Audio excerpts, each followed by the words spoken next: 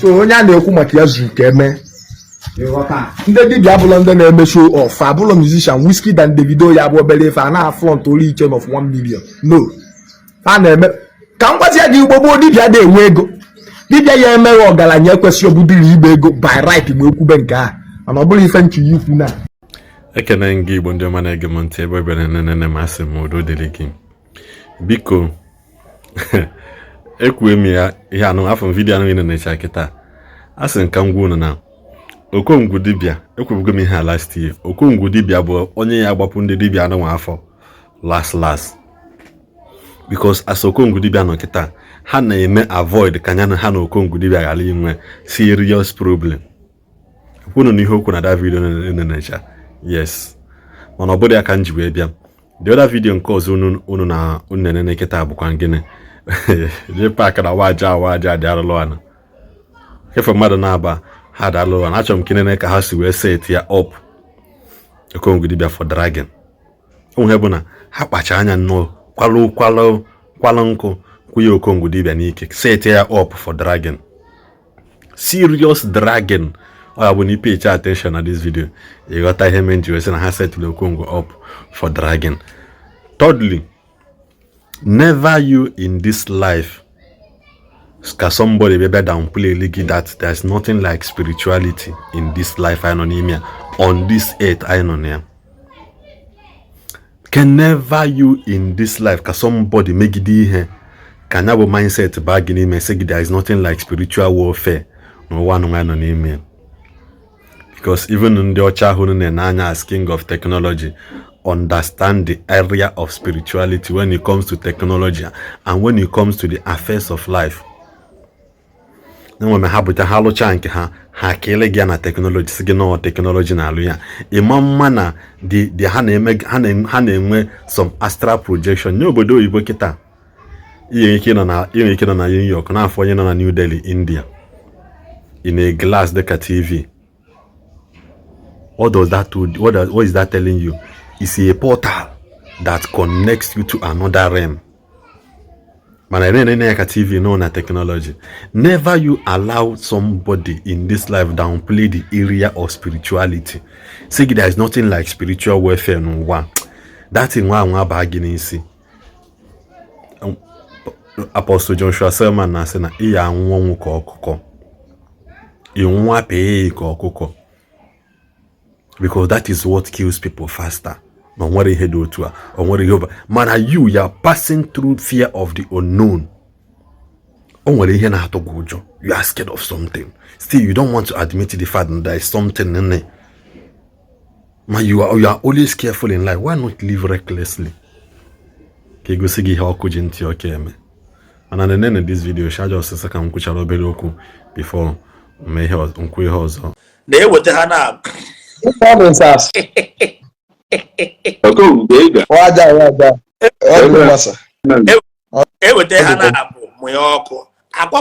once. Onye bụ ụzọ gba mba aghụ adigo na ya no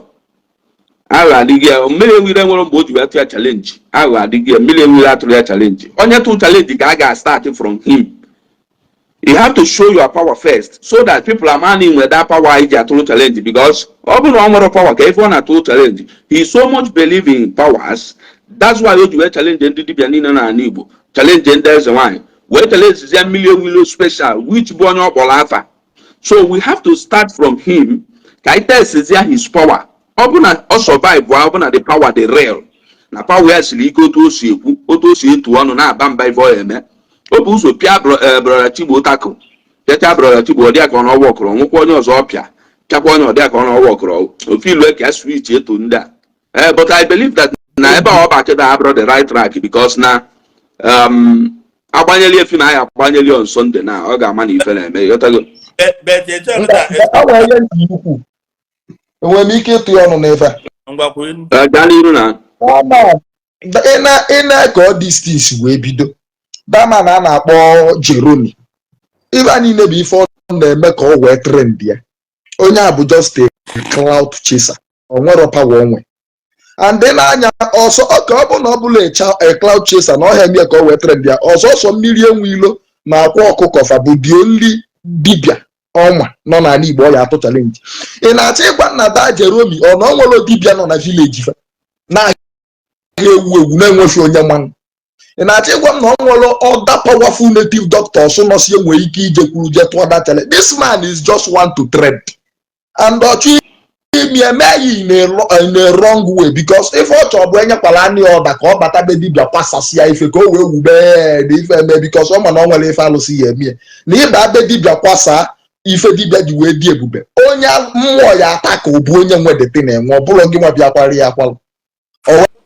ọchọzịa ka o were daa pattern trend ya ọ bụrụ sọ m otu a mmiri enwilo si wee tụrụ orie ya and since then ana m eche ka o kwuo ife dị reasonable on that challenge nke mmiri enwilo mere accept ọ ka na-amụ ọrụ pete nwa nọrọ ebe m nọ si yes o jide gị ịghọta that man is just a cloud chaser ọ chụrụ ịdị ka ọ because ọ na-egometi ya anya ọ dịya ka ọ na ode meet up standard n'agbanyeghị na ọ na-adụrọ obele crowd na chọọchị ya ọ dịya ka ọ na ode meet up standard o wee kpọnili o mee nke o mee mgbe ahụ mmadụ atụpụghọrị ọnụ o mekwa ọzọ nwe ha tụpụrụ ya ọnụ wee fesizie mmiri enwilo na ọ ga-akpụ ya dada na ọ ga-eme ivi ebe ọ na-ekwu ọ dịka ya sị na onwebe ife na-ese elụfa na abụ cloud ka onye achụ ya iche esi ka ọ dị popular which is by his grace ọ dịgo nya bụ popular maka ọ ife ọ chọrọ that Jerome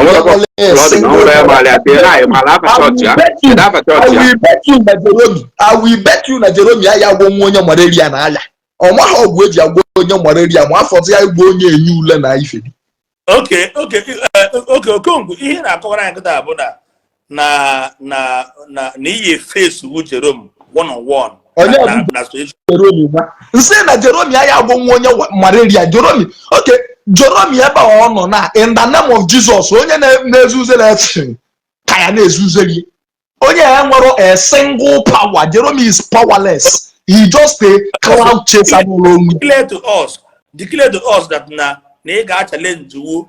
Pastor Jerome life na spiritual battle before nko enwere sef mmiri ewili jọpụta onye challenge bisa mmiri ewili ka ajọ ka ịkpọpụta ịnwa ka na-ebido ebido physicality ga na-ekwu spirituality enwere afịfịa n'anya enwere afịfịa mma akpata n'ime ọhịa mma challenge wu Jerome mma atụ Jerome n'anya ntụ anya afịfịa n'anya ọ ya mazi ụzọ onye si na be nna ya ọga aba mma Jerome tiye nwa ya kpata dị ahịfịa ọ bụla challenge nke nya nwa kpee ekpere niile ọ ya ekpe n'isi ma ọ bechaa o nwere ahịfịa mba ejekpata n'ọfịa tụọ anya dị ahịfịa n'anya ntụsị ya na ahịfịa n'anya ọ ya mazi ụzọ onye esi wee na mba hapụ spirituality Jerome enye ule nye esi anya gbuo enye ule nke ụyọ ya gwụnye ọ deelụ m akwụkwọ Jerome deelụ m akwụkwọ ya deelụ m nwa akwụkwọ si m Okongwu bịa ma eme enye ule imeta nwa m dịsa enye ule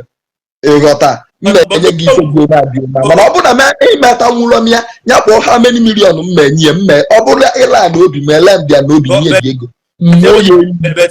Okongwu ị na-agwa anyị na ịma ọgwụ enye ule agbakwọ m ọ jọzi ada challenge agba nna ma maka ọ na ma ị kwuru na ị ga-enye mma akụ Jerome nsị ọ dịkwala n'alụ m akwụkwọ nya daa akwụkwọ ọ dezi akwụkwọ m nwa ama na m ama but for na amabeghị nya daa akwụkwọ na nkụwa ya eji ule na ọnya achọrọ o nweghị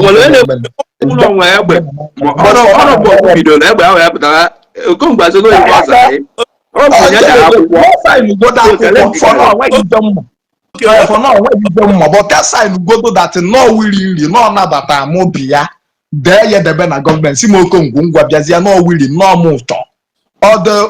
ọ emeghe fotokopi njide ofu ya wee jide ofu mmụọ oyi ya but for now amaghị m what of etu agodo so na challenge me what of eputa declare here online say yes that face that kind of thing ọ ikuru mmiri enwe ile ọlụ ife nwa na ọya enweta maka ego ụnụ na-atụkọsị mmiri enwe ile ataget ga ebe oya eji wee lụwa n'otu ya o nwere ebe bụ na mmadụ ataget ọ bụ jet go dị ego ka oyi esiga because this challenge is just like ese ka atụwa challenge onye ada eribu nri before just like food challenge o nwere ife ọ bụrụ mmiri enwe ilo to me ịghọta nwere ife ọ bụrụ m so mụnwa ịpụta tụba ya jalo m nke ya bụ ikezi ife nwanyị reward nwanyị ntotu mma like ka mụ na mmiri enwe ilo jee ọ bụrụ sọ ma ada na mmiri enwe ilo jee ọ na sọ m jee akpọpụtala anyị ndị ọya o nwere onye sị na oke na ị na-agbazi ọsọ ị na-agbara agba ọsọ I'm not running Jeremy sisi Jeremy ji pụta ụwa ọkpọnugo m afa si m Okongwu ngwa pụta ebe dị ka m were ọbara Jizọs kụwa ọya ka gị nwa were afọ omenala gị yi isi n'inwe kụ ya mụnwa ọya ibe Jeremy ya emedebe alụ mbụ anyị nche niile ga-alụ akpata nyanwa baa na akpata m gada ife niile ọya gada n'ime ebe anyị abụ mbatakwala na dete na aba m ahụ mụnwa abaa na akpata nke ya gada ife niile mụnwa ya agada si anyị mesị onye m ya baa na nke mụnwa abaa na nke ya onye ọbụla pụta nwudie with healthy body emerigo mba ihe mmadụ na-ekwu ndị mmadụ na-ekwu ebe a na-ekwu na ọ bụrụ iwu na iyi echebe ka mmiri erire na onye anụọ gị pụta dịklie onwe gị that na Jerome na mmiri ewiri na-ejebu bụ big fish nọ nnukwu big fish ya bịakwute gị gbaba Okongwu na ọ bụ na ịkụ ha elu ure in less than 2 hours ya ma na ọ bụ ndị gbaba Okongwu nke bụ eziokwu bụ na ị na-anya klaki gị nwa ọrụ ese datịrị na-akarị ife akarị na-ekarị gị gbọwọ ịghọta ụmụ nka Okongwu emekigo name already so mme ya ọzọ dịka m na-apụta ka m bịa ka m pụtakwa ka e wee malụ nka m wee trend ya nweghị m ụdị efe ya ọ bụ na ọkpọ m afa ọ bụ na ọkpọkọta onye ọkpọ afa bụ mmiri enwilo ọnya mee mmiri enwilo ji wee retaliate ya ọ bụ na ọkpọrọ mmiri enwilo afa mmiri enwilo aka adị tụtụrụ ya ọnụ maka onye ahụ ụmụazị ọ ka bidosi fụ ụka nya pastọ olu pawu ya olu ndị anyị na-eje alụlụ ọrụ nwee n'ọkụ fa na-ewu oruhu ụmụazị anyị na-apịacha n'ọnwa jehọ oruhu ụmụ onwe onye ọya bụ mkpọpụtara ya sọsọ in the name of Jesus nkịtị ya nwee kpuo isi onwere ebe o je ikeji o nwere nwa nche native doctor konu ka ọlụfịa nwa na obe nwa na otu atịkpọ wee pụta na-aba ndị na-arụ ọrụ ndị na n'oru ka ndị na-arụ ọrụ oruhu ndị anyị na-akwụ n'ọkụ oruhu ndị anyị na-eji ọ nwe ofu onye mma akpọrọ ya mana mma akpọ onye afọ afọ ọ nwe ofu onye mma akpọrọ ya ma ọ sụ n'otu in the name of Jesus okpuo isi nke a na Okongwu ike na na ike ndị paso dị eke ezi ya natasị afọ na Okongwu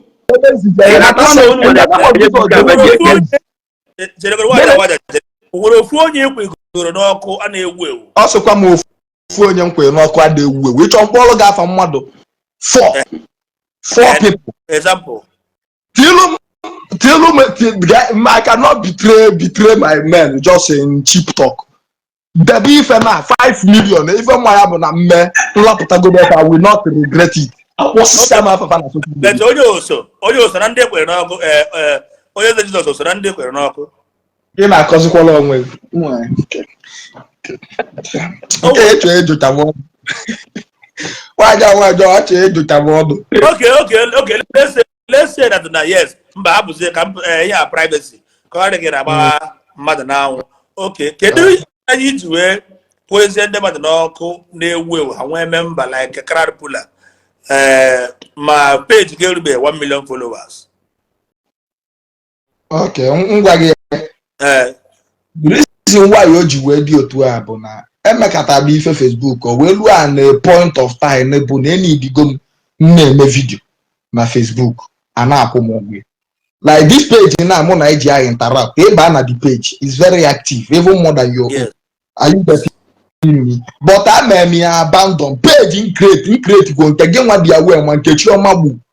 ma nke Uncle Bari do mmesiba na Uncle Bari na nke Uncle Bari bụ na page okpo ka nkụ ọ dị enye my page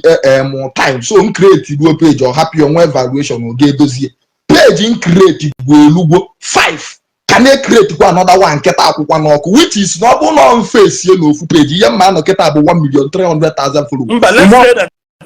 ogo page gị how many celebrities Igbo n'ọkụ na-ewu ewu example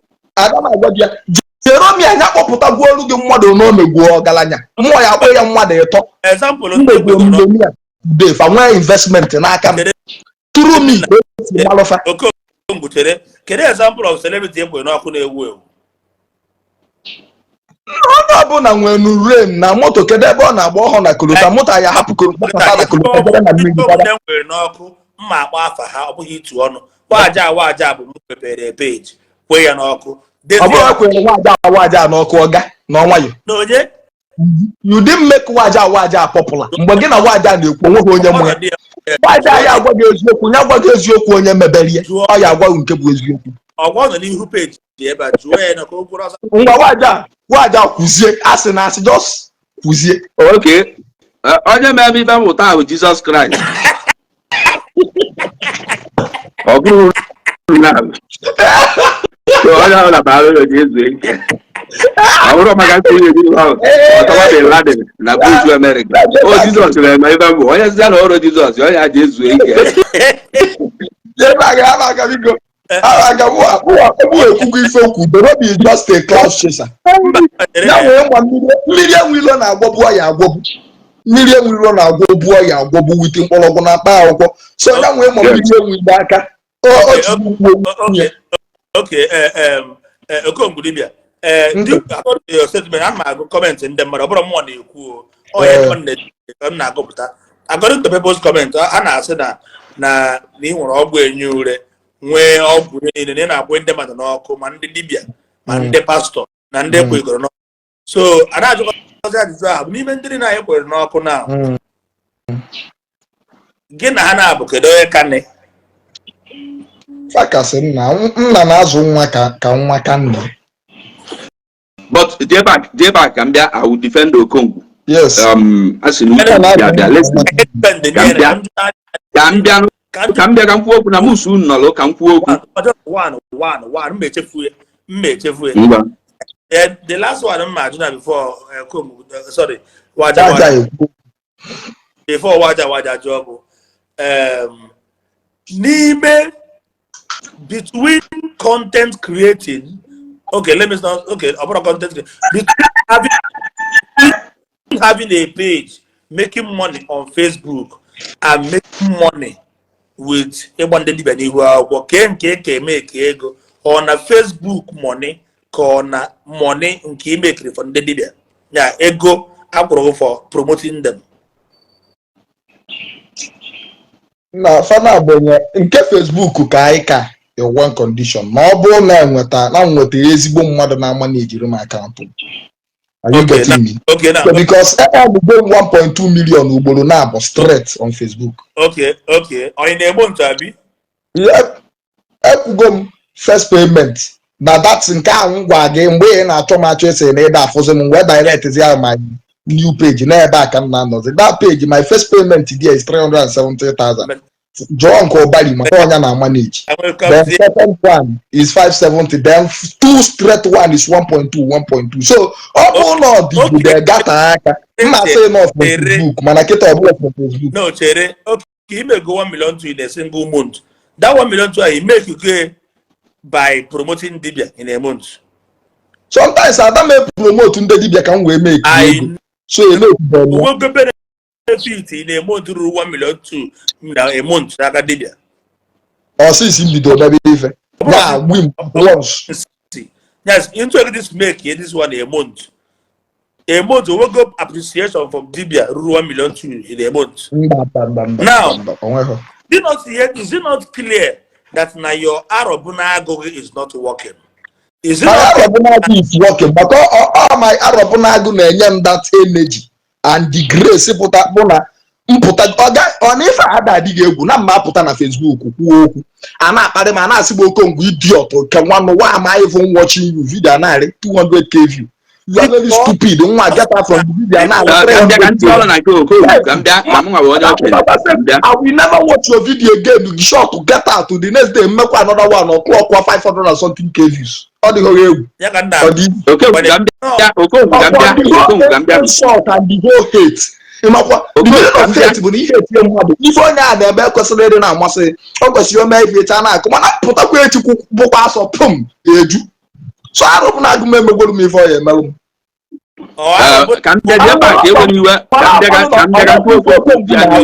Okongwu na-ele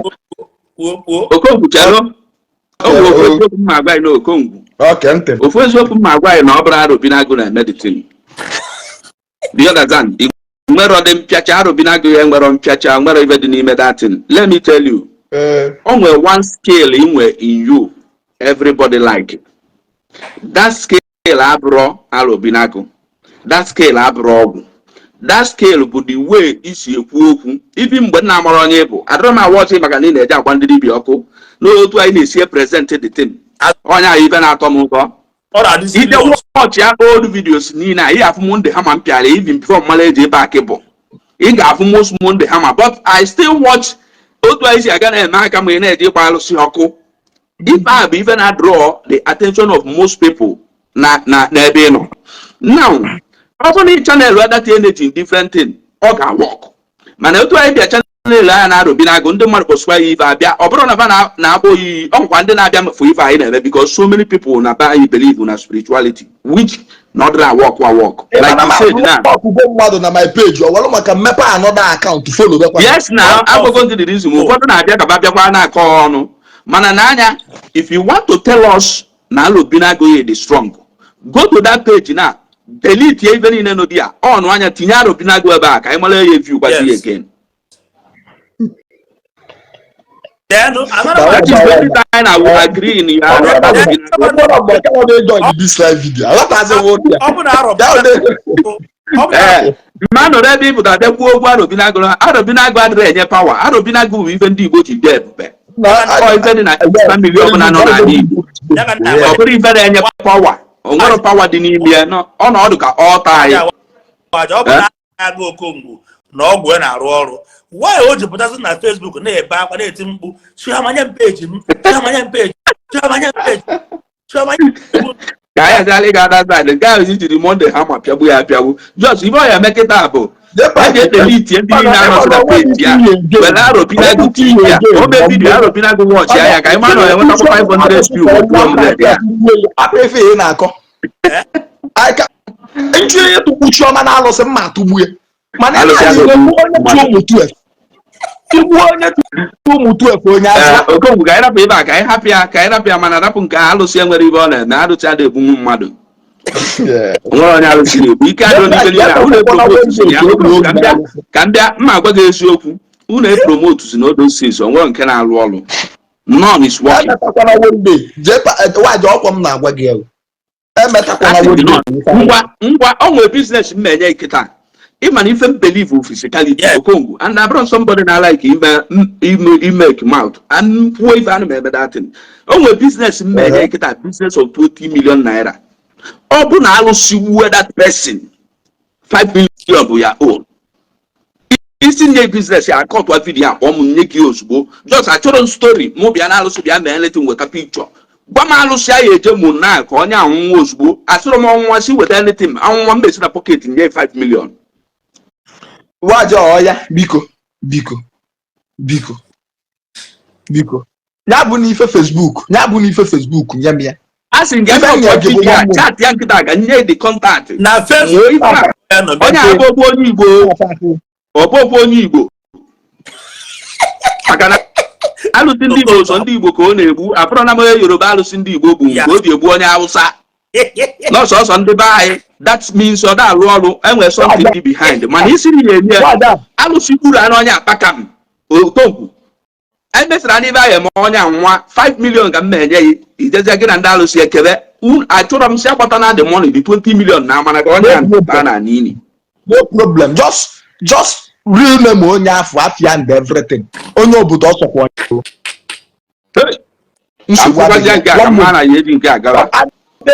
and again make sure need in contact of that person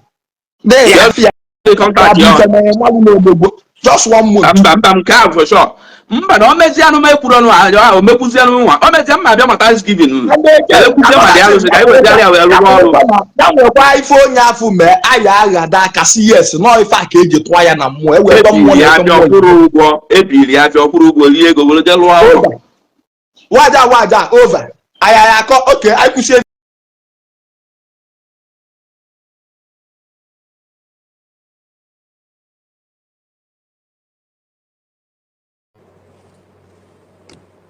some of our brothers ndị nke na-ebi ite n'ibe gbasara ụka ịghọtago I don't know if you are hearing me. Yes. na agwa unu na atso Jerome onye a bụ just cloud chaser now, the reason some of Diego a Jews if a Batalo is equal power now. Any day ndị Igbo maalụ na ọgwụ adịrị alụ ọlụ ọgwụ ama mgbu nwoke onwere ọgwụ ihe abụ ogbu nwoke dị na beyi n'ime ụlọ beyi olesi m ije eje weta ọgwụ oke tilu ba rie nwụsịsị ya iwe waja kedu experience ị nwego iji kwuru ife a what is your experience experience mo nwegoro bụ experience mo nwegoro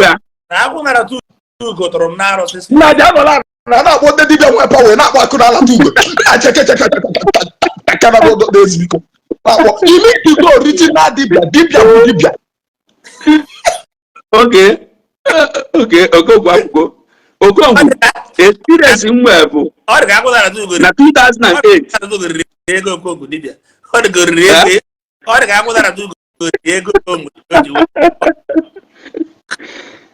Akamagu experience nwe bụ na 2008 mana mgbe ọ bataja. So what I'm saying is this: we need to start addressing our people, the upcoming pastors. Now try condemn the other people, like Iveric and Didipia, and there's one other people. Kapa will promote to their church, or Kapa will promote to their Jesus Christ. Even an Igbo today, the Igbo man or Gwara, like the two Okongwu Biamba, na Bambana, or my Livane who is Yoku, come and they defend his lane. Because in the Igbo Matalona, and the Baya Bronde na Wog. Ayadra agwọ na Igbo ndị bitu ọgwụ na ba anyị bụ ndị Yoruba ebe fa nọ no sebe market Okongwu mala ebe nnekwu ebe fa nọ ịmalụ na Holy Ghost fire ya anwụkwu because the only thing the Holy Ghost fire eme na Igbo bụ iji wee fight evil powers. Do you understand? Now the only way fa na channel the appointable na batụ were aba sị na ọ kwuru eme nke a na onye nwa na-agwọ na onye a na-eme onye ule nna nna anyị mere nke a nna nna anyị mere nke a nna nna anyị mere nke a nna nna anyị mere nke ọzọ. The moment I condemn the team ọ na pụọ ama na ọ dịrị alụ ọrụ ifu na onye biri ifu ka na o nwere ya na-ejezi di ya. Do you understand? Now Okongwu si mụ kedu challenge kedu ife mmemu mwe malu na ọgwụ ada alụ ọrụ okwu ife ju Okongwu. Yes, kedu experience ị nwego? Experience nwe njiwe ma na ọgwụ ada alụ ọrụ that there was a time you have a problem with ya and apịọ ịpịa 2 by 2 in ala ọsọ instead of iwere ọgwụ kwuru wee defend the onwe. So what I experience him kedu ife mesi ọgwụ ịda time because mgbe anyị na ọsọ na ọkịda ikwesị iji ọgwụ gị wee defend the onwe like na na-ekwu okwu mma nkwuro mana ebe ọgwụ ikwuru ọgwụ defend the onwe ngwa gwazi anyị ebe ọgwụ dị ma ife okwu ugwo ma ife ndị Igbo jigoro ọgwụ wee achieve. Experience m hụ na n'inwere nsogbu with somebody achọ ga anọ 2 by 2 igbo ọsọ now my experience. So now enwe m ike ikwu kana okwu ntị adịkwu mgbe dị na n'ọgụ dị ndụ ọkwa enwe ife anya na ndị bakasị je bife egbu dị na n'ọgụ na ndị bakasị je eje nwụrụ dị na n'ọgụ ka oyom ọkụkụ na chọọchị ya n'anya Okongwu n'ukebunu mala onye a na-akpọ ọkwa nzu ama m ọkwa nzu nke na-abata ete ime ọkwa nzu na-abata ete ọkwa nzu ejigwe atụ bụ alụsị bịa n'okpokolobe anyị mgbe a tụọ mmadụ bere amụ enye nke mala onye ọkwa nzu bụ ka ndụ ọ na-asịzikwa na nke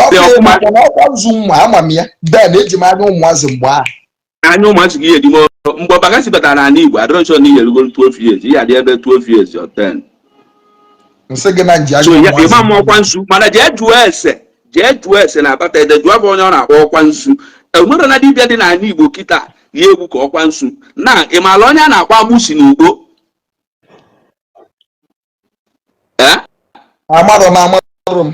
ebe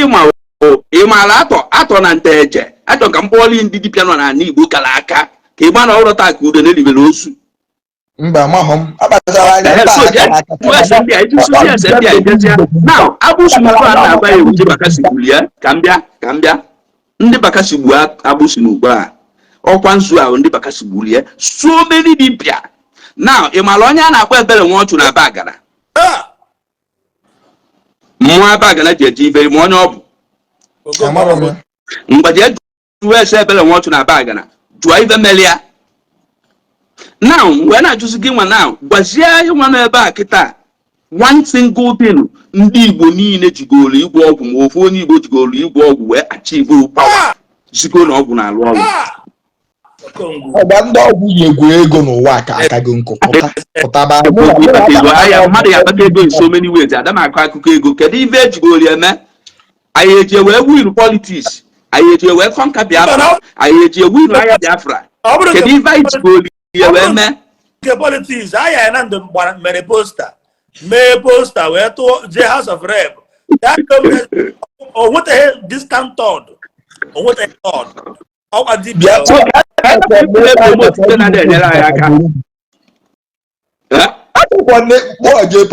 ebe anyị bata ebe a ikwu bụ maka Jerome anyị ya tọrọ na-ekwuso Jerome mana otu anyị bata anyị bịa divert our attention to ọgwụ trying to tell us na Arobinago dị ile.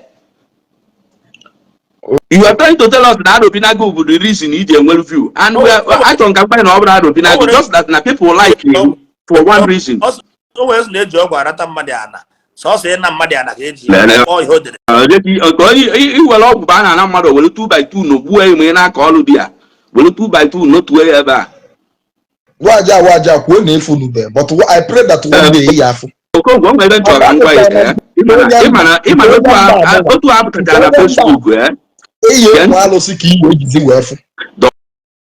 Don't worry. Business is about it. You met any or you may go catching business actually, Manam don't worry. Okongudanya. A post moon as you have to go me than that in Nama way to reach. Do you understand? About the Dibia, they go over before. The only baby and the moon carona my mother. And I don't know my mother, even my mother Legosa. Manam Legosa, my mother about first set of people Legosa men buy men and Igbo. Because now my mother wanna 2003. Yakana Bane, oh, we buy Una Coquita and I go to the deceive the man, Nasban and mere mother, Madame Mother, you my give myself no kuni and be a year memorial and one. It's on God, person I'm I see the damn me and my son. Person I'm because I'm a person I'm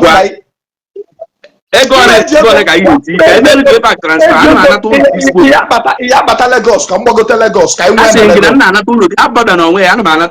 This month. So what if I bet ya onem kai bet ya and again kai bet ya 2 million 1.5. Okay, no. Okay. 2 million 1.5. Now, kedu ka ya esi mie okwe iya control okwe o we mem. Yes. Okay, ya bia weta kabad. Ma si yes o.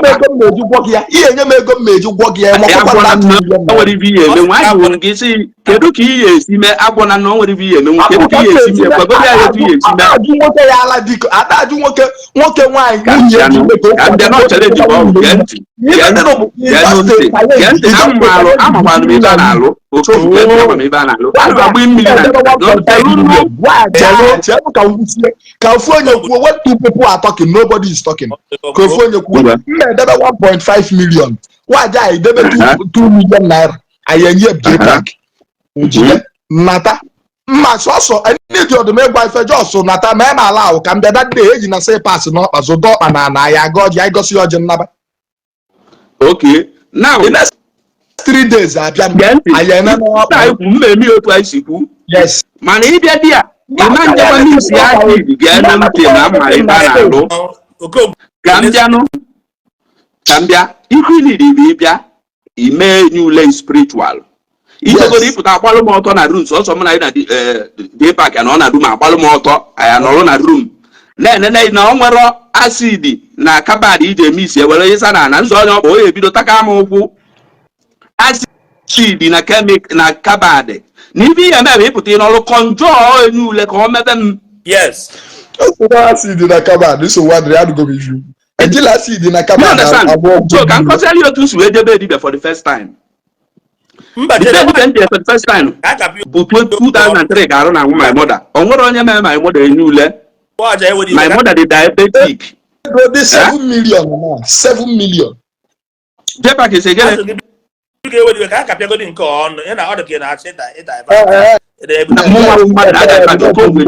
ọ bụrụ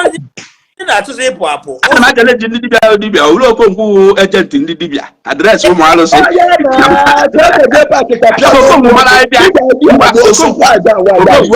okonkwo emesịa nke ahụ emekwa challenge nke m nwa dade imesịa nke ya mana nwere mana ọnwa atịbịa mma atụ ị n'anya ịma mmazi ezi na bụ unu nsogbu adịghị ya gati sisi ụwa m I believe na mkpọrọgwụ na mkpa afịfịa mma ya eweta abịbịa nke m bụ spiritual ka na-eme adịm eme spiritual mma eweta abịbịa tụwa anyị n'anya na abụọ a ịma mmazi ụzọ na chi ya uke inwe ike ịtụ mana nke ya bụ na ịbịa n'ihi akọ njọọ ọ nwere ihe ọbụla irusa na mma azụ ọkpa bikos na ndị enyi ule na-eme nwere na-abịa befe erusalụ venete ba na anọbeghị obido enu da na asị gị na ada agwa aha ajụ nwoke tụba nwunye ya ime ka isi tụba nwaanyị ime ma agwagoro gị na ebe ihe emenwu dị besịrị ihe eme ana m eti ose na ntụọla fụọ mmadụ n'anya anyị onye ekpuwe isi ana m agba mmiri na na-agba ya egbo ibe m na-enye ya iwu na jee paakị ya na ya ihe anụ ya aya nọ n'ime rum o nwere anyị m ihe ọsa na ana ụpọ ọda mma azụ ọkpa mma zụrụ ya ọkpa mana mbe yipụsị bat ba ya gaa ọjị ba everything imesi enye ule mebe nka mfụ mma eji aka nje gwụọ onwe m imesizi ọnwụ mere atụwa nga ibe a n'anya na-abụ ntụọ ya ibe a n'anya na-abụ ị na uke ama nna m abụrụ waja mana isi n'ikweta na dị ive a dịtụ ama nne ịmali ya so ọ physicality before mmadụ ya eme ya enye ule ma anything mmadụ nwere ike iru ya acid ọ takaba ya arụ ịghọtago so o nwere ife ibe abụ so jee paakị